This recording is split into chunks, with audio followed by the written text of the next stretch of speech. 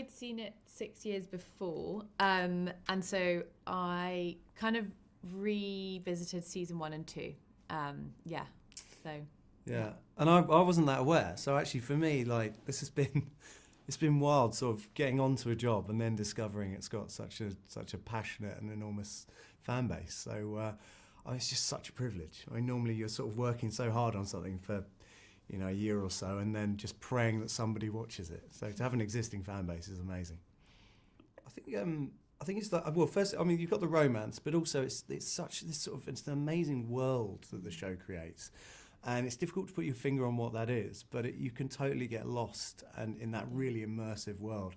So I think it's a brilliant bit of escapism, I think. I agree. Yeah, I think it's the romance and like this kind of sweeping aspect of it. I think it's also such an expansive world. There's time travel, so they could go anywhere and be anywhere, which I think keeps people wondering. Yeah.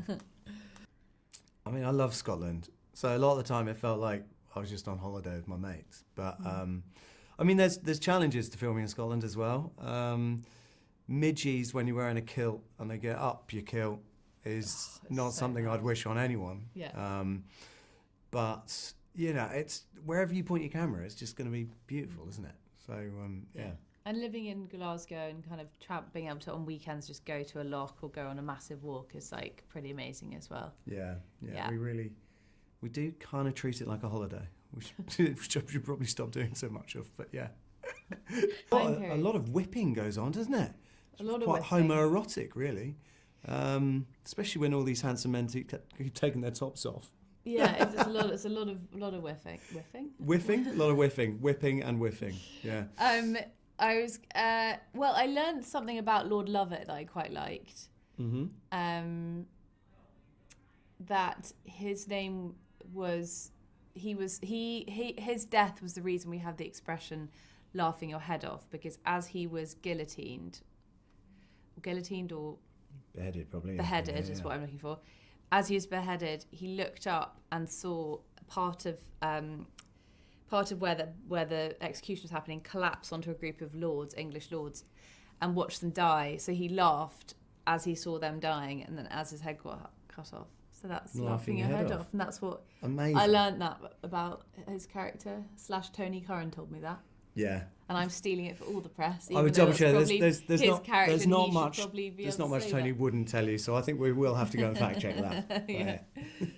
Well, I mean, when I read the first few scripts, I read them not having seen any of Outlander, and it just hooked me. So I think it's a real standalone piece. But if you're a fan already, I mean, we basically it's pretty epic. We sort of, hopefully take the best bits, but still go in its own direction, I think.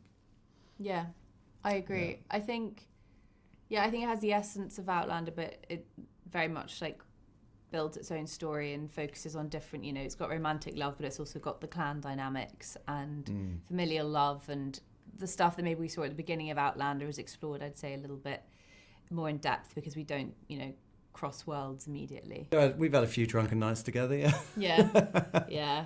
They're great fun. They're so lovely. We had San Diego Comic-Con with them, so that was great. We were all together, so that was. But we were all filming while they were doing season 8. We were filming our season, so we were all filming at the same time, same studios. So a lot of crossover, which is great. I was just on a plane with Richard Rankin, and it's nice. We've got some more people to add to the fun gang up in Glasgow. Yeah, even more.